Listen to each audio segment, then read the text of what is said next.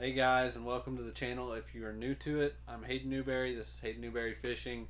I'm a travel nurse. I fish the Bassmaster Opens, and this is going to be a recap of the tournament on the Red River.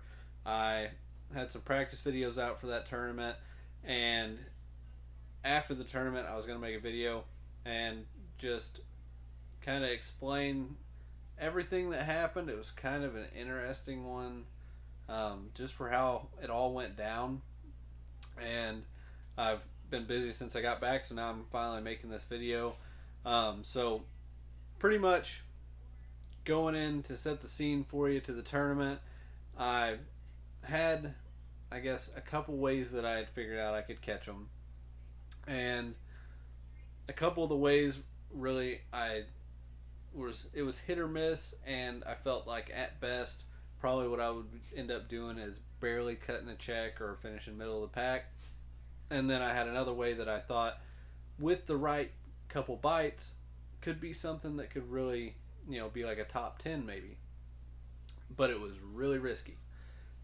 And I'll get to that part. So, like I said, going in the tournament, I'm already out of it for the points. Back on Ross Barnett, had a bad finish there because of that breakdown on day one. So I was already out for this division for making the elites. So pretty much you're fishing for first, or if you're trying to go for a good check, you're trying to go for a good check. So I obviously decided to go into the tournament doing the more risky thing that I thought had a potential of, had a potential of winning maybe, or a really high finish. So what it was, I had found what seemed like a decent group of fish, and from the bites that I saw, seemed like some decent fish in them, and it was right in the middle of some lily pads, some just heavy cover, that type of stuff. Was going to be tough to get them in there. Anybody that has fished frogs in tournaments knows that if you decide to fish a frog during a tournament, the odds are you're going to lose some. The Red River is a place that you don't want to ever lose a fish, because you might be only getting 4 bites in a day, or you might be getting 5. Maybe you get like more than that. Maybe you get 10. But if you're on those quality fish on the Red River, a lot of the time you're looking at, you can't lose any. If you lose one, you're not getting that bite back.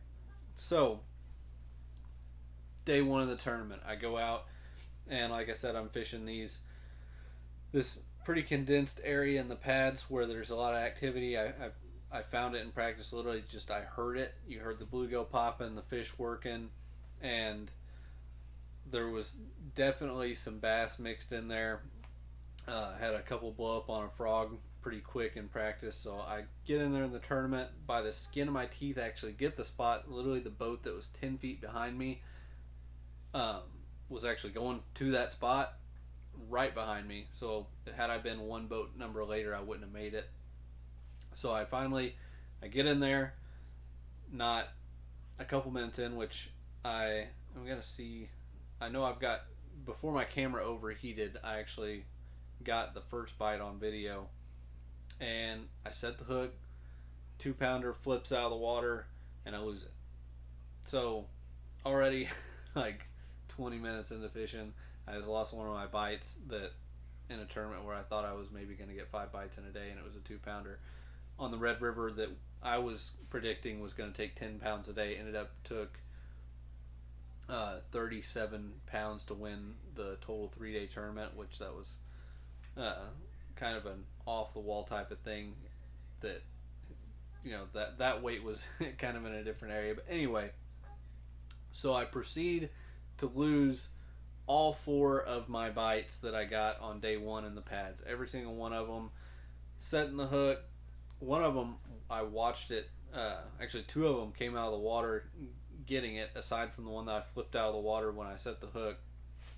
And one of them was a pretty good one. And pretty much grand total, I estimate that I lost around 8.5 pounds or so on day one. Weighed in 0 fish on day one of the tournament. Lost them all in the pads. So the disaster has already started.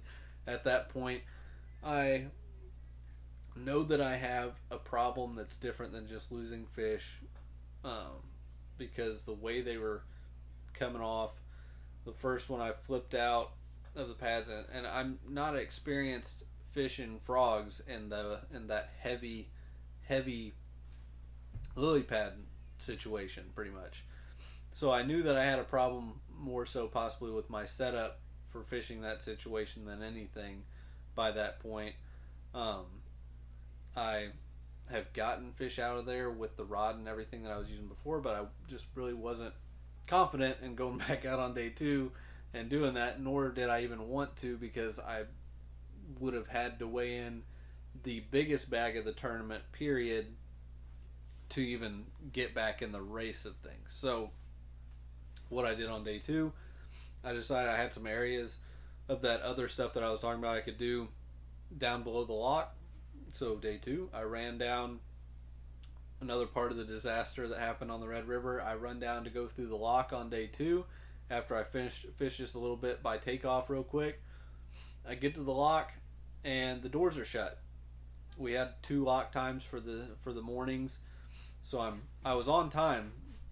Doors are shut, so I called the lock master, and he said he had just let the first group through. So I was a late enough boat number that I had to get there for the second group. I wouldn't have made the first lock.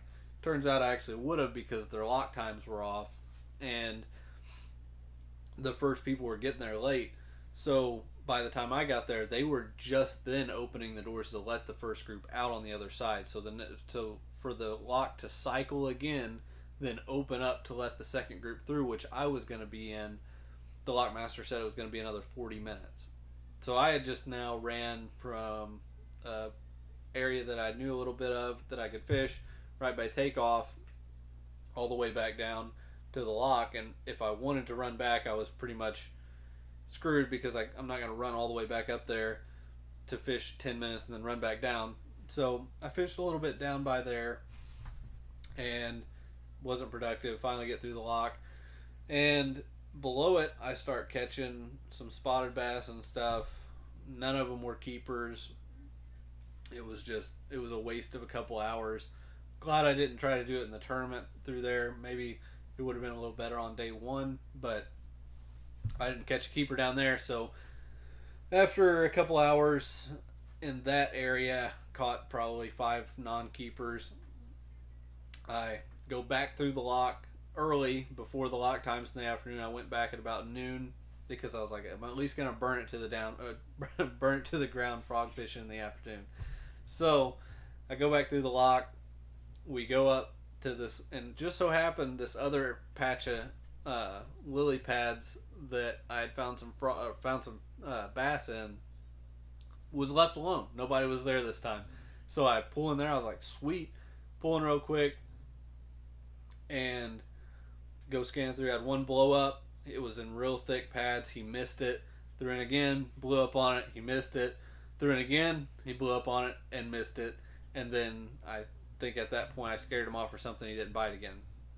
Just down from there, I throw over real thick lily pads, blows up on it, misses.